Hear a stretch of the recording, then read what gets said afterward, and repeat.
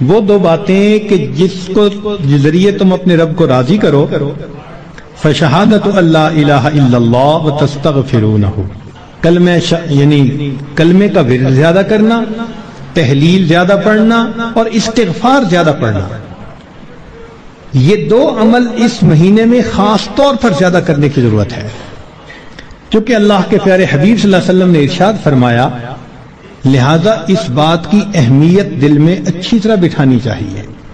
تو لا الہ الا اللہ کی بھی کثرت کریں، کم از کم چند سو مرتبہ دن میں پڑھ لیا کریں، اور ہمت والے تو 1000 دفعہ 2000، جیسے آگ کسی چیز کو جلا کے ختم کر دیتی ہے، یہ مہینہ بھی مومن کے گناہوں کے نام و نشان کو مٹا دیتا ہے۔ زمین اگر ناپاک ہو تو ایک طریقہ تو یہ ہے کہ اتنی بارش برسے کہ ساری گندگی بہہ جائے، اب جب زمین دوبارہ خشک ہوگی تو پاک کہلائے گی، اور دوسرا طریقہ یہ ہے کہ اس زمین پر سورج کی تپش اور گرمی اتنی پڑے کہ وہ گرمی اس نجاست کا نام نشان رنگت ہر چیز کو ختم کر کے رکھ دے، زمین پھر پاک کہلائے گی۔ تو یہ مثال ہے رمضان کی کہ اس مہینے میں اللہ رب العزت کی طرف سے اتنی رحمتوں کی بارش ہوتی ہے کہ انسان کے دل کی نجاستوں کو وہ مٹا کے رکھ دیتی ہے۔ یا یوں سمجھ لیں کہ اس مہینے میں برکات کی ایسی تپش آتی ہے انسان کے دل پر، نور کا سورج جو طلوع ہوتا ہے تو وہ دلوں کو اس قدر حرارت پہنچاتا ہے کہ دلوں کی نجاست کو مٹا کے رکھ دیتا ہے، اس لیے اس کو رمضان کہا گیا۔ حدیث مبارکہ میں اس کے مختلف نام ہیں۔ عربوں میں عظمت والی چیز کے کئی نام ہوتے تھے، اللہ رب العزت کے 99 نام، وَلِلَّهِ الْأَسْمَاءُ الْحُسْنَى، تو رمضان کے بھی کئی نام، چنانچہ حدیث مبارکہ میں اس کو شہر مبارکن، اس لیے ہم رمضان مبارک بھی کہہ دیتے ہیں، شہر عظیم، عظمت والا مہینہ، شہر الصبر، صبر کا مہینہ، شہر المواسات، غمخاری کا مہینہ۔ چنانچہ علماء نے لکھا ہے کہ رمضان سید الشہور، یہ مہینوں کا سردار ہے، فیہ بدأ نزول القرآن، اس میں ہی قرآن مجید نازل ہوا۔ اس کی 27 تاریخ کو، رمضان کی 27 تاریخ کو لوح محفوظ پر آسمان دنیا پر نازل کر دیا گیا، پھر وہاں سے 23 سال کے عرصہ میں آہستہ آہستہ آیات کو نبی علیہ السلام پر اتارا گیا۔ تفسیر طبری میں قتادہ رضی اللہ تعالی عنہ کی روایت ہے، فرماتے ہیں ان اللہ اصطفیٰ صفایا من خلقہ، اصطفیٰ من الملائکۃ رسلا ومن الناس واصطفیٰ من الکلام ذکرہ، اللہ تعالیٰ نے انسانوں میں فرشتوں میں بعض کو چن لیا ہے، ان کو فضیلت بخش دی ہے، کلام میں اللہ نے اپنے ذکر کو، اپنی یاد کو پسند فرما لیا، واصطفیٰ من الارض مساجدہ، اور زمین کے ٹکڑوں میں سے جو مساجد جہاں بنی ہیں ان مساجد کو اللہ نے چن لیا، واصطفیٰ من الشہور رمضان، اور مہینوں میں سے اللہ نے رمضان کو چن لیا، واصطفیٰ من الایام یوم الجمعہ، دنوں میں اللہ تعالیٰ نے جمعہ کے دن کو چن لیا، واصطفیٰ من اللیالی لیلۃ القدر، اور راتوں میں اللہ تعالیٰ نے لیلۃ القدر کو چن لیا، فعظموا ما عظم اللہ، تم بھی تعظیم کرو اس کی جس کی اللہ نے تعظیم فرمائی، جس کو اللہ نے عظمت بخشی تم بھی اس کی تعظیم کرو۔ چنانچہ تفسیر در منصور میں علامہ سیوطی رحمۃ اللہ علیہ فرماتے ہیں، کعب رضی اللہ تعالیٰ عنہ سے روایت کہ ان اللہ اختار ساعات اللیل والنہار فجعل منہن صلاۃ المکتوبہ، اللہ تعالیٰ نے دن رات میں سے کچھ اوقات کو پسند کیا، ان میں 5 نمازوں کو فرض فرما دیا، واختار الایام فجعل منہن الجمعہ، دنوں کو چنا تو ان میں سے جمعہ کو پسند فرما لیا، واختار الشہور فجعل منہن شہر رمضان، واختار اللیالی فجعل منہن لیلۃ القدر۔ تو جب اللہ رب العزت نے لیلۃ القدر کو اتنی عظمت بخشی اور اس مہینے کو اتنی عظمت بخشی، تو ہمیں بھی چاہیے کہ ہم اس مہینے کی برکتوں سے فائدہ اٹھانے والے بن جائیں۔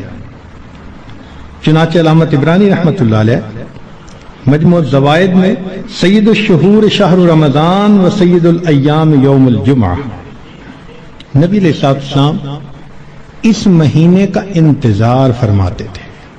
اس مہینے کی فضیلت کے لیے یہ کتنا عجیب پوائنٹ ہے کہ اللہ رب العزت کے پیارے حبیب صلی اللہ علیہ وسلم اس مہینے کا انتظار فرماتے، دعا فرماتے تھے، اللہم بارک لنا فی رجب و شعبان و بلغنا رمضان، اے اللہ ہمیں رجب اور شعبان میں برکت عطا فرما اور بخیریت ہمیں رمضان تک پہنچا۔ انسان وش کرتا ہے نا تو کسی بہت بڑی نعمت کے لیے وش کرتا ہے۔ اللہ کے حبیب صلی اللہ علیہ وسلم 2 مہینے پہلے سے دعا مانگتے تھے۔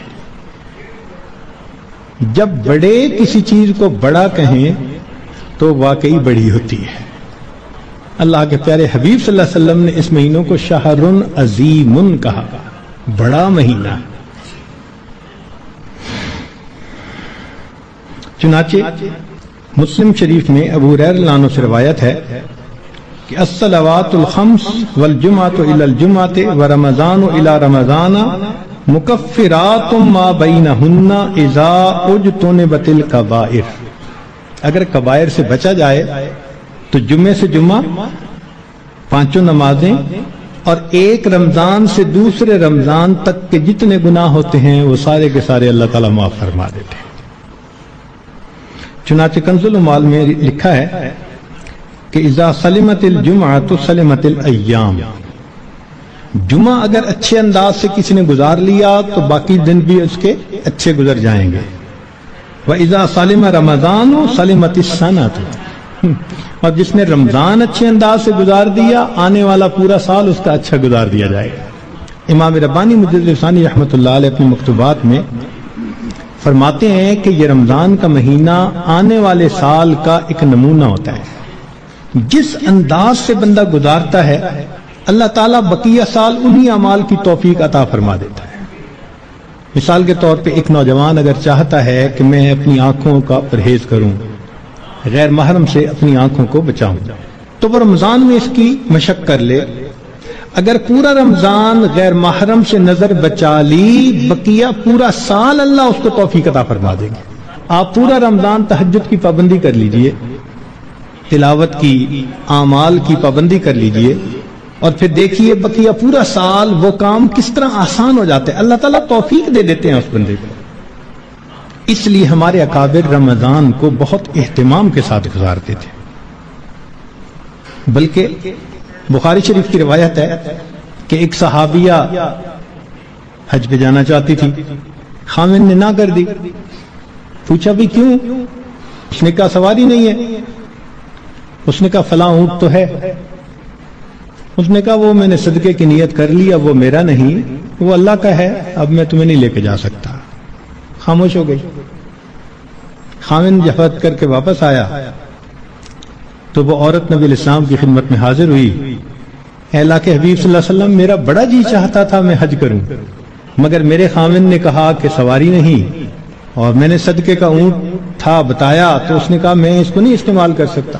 تو نبی علیہ السلام نے پہلے تو خامن کو سمجھایا کہ دیکھو یہ حج کا عمل بھی اللہ کے راستے میں جانے والا عمل تھا، تم اگر اس اونٹ پر اس کو یہ حج کروا دیتے تو اس میں کوئی حرج نہیں تھا، مگر ساتھ ہی یہ فرما دیا اس عورت کو کہ اچھا اب تم رمضان میں عمرہ کر لینا، اللہ تعالیٰ تمہیں میرے ساتھ حج کرنے کا ثواب عطا فرمائیں گے۔